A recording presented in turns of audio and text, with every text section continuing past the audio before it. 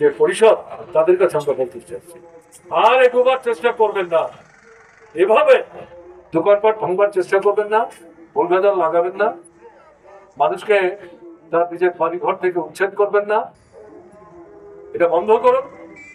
যদি মনে করেন সংখ্যা জুড়ে, পুলিশ প্রশাসনের জুড়ে সিদ্ধান্ত চাপিয়ে দিয়ে যা কিছুটা করবেন, দিনকে রাত রাতকে দিন করবেন, এই কিন্তু বেশি দিন চলে না। আপনারা নিজেরাও জানেন মানুষের সমর্থন আপনাদের পেছনে নেই।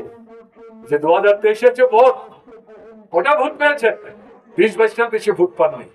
জালিয়াতি প্রয়োজন করবে, যার ভোট তাকে ভোট দিতে না দিয়ে আপনারা 39টা ভোট পেয়েছেন, প্রকৃত আপনাদের ভোট 20 থেকে 22। কাজে এই জায়গায় এই যে তীব্রতা এরা প্রচারণা করেছে, বিশেষ করে উপজাতি অংশের মানুষের সাথে, আপনাদের সাথে গোপন ষড়যন্ত্রের মাধ্যমে, তারা যদি ভোট নষ্ট না করতো, এরপরেও কিন্তু আপনাদের সরকার আসতে পারে। কাজে এদেরও পায়ের তলার মাটি খসতে শুরু করেছে। উপজাতি অংশের মানুষ যাদেরকে বিভ্রান্ত করেছিলেন, তাদের সঙ্গ ছাড়তে শুরু করেছেন। কাজে এদের অস্তিত্ব কিন্তু বিপন্ন।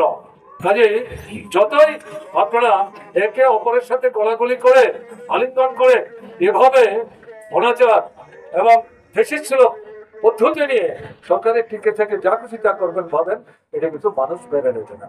এই ফ্যাসিস্ট আচরণ বন্ধ করুন, গণতান্ত্রিক দৃষ্টিভঙ্গি নিয়ে সমস্যা পীড়িত মানুষের পাশে দাঁড়ান। সব সমস্যার সমাধান একসাথে করা যাবে না, এটা আমরাও বুঝি, কিন্তু সমস্যার নিরিখে অতি প্রয়োজনীয় জরুরি যে বিষয়গুলো, সেগুলো ধরে ধরে সমাধান করার চেষ্টা করুন। তা যদি না করেন, আক্রমণাত্মক দৃষ্টি নিয়ে বেশি ভাবনা নিয়ে যেটা করলেন গতকালকে, এই ধারায় যদি অব্যাহত থাকার চেষ্টা করেন, তাহলে মানুষ কিন্তু আপনাদের রেয়াত দেবে না। আপনাদেরকে ছুঁড়ে ফেলবার জন্য ঘরে ঘরে মানুষ কিন্তু প্রস্তুতি নিতে শুরু করছেন। প্রকাশ্যে কিছু না বললেও মানুষের মধ্যে ক্ষোভ, জ্বালা, যন্ত্রণা, এগুলো কিন্তু আস্তে আস্তে জমছে, জমায়িত হচ্ছে, এবং তার বহিঃপ্রকাশ কখন কিভাবে ঘটবে, এটা আপনাদের অজ্ঞাতে দেখবেন এমন ভাবে ঘটবে, তখন বিশ্বাস প্রকাশ করেও কিন্তু নিজের পায়ের তলার মাটি ধরে রাখতে পারবেন না, অস্তিত্ব রক্ষা করতে পারবেন না। কাজে এরকম পরিস্থিতি থেকে ত্রিপুরাকে ঠেলে যাবেন না, সংবিধান ফেরাবার চেষ্টা করুন, ইতিবাচক পদক্ষেপ গ্রহণ করার চেষ্টা করুন। এই আবেদন এই সরকারের কাছে জানিয়ে, এবং আপনাদের কাছে এদের উপর চাপ অব্যাহত রাখার জন্য, এই আন্দোলনের ধারা অব্যাহত রাখার জন্য কথা বলে অভিনন্দন জানিয়ে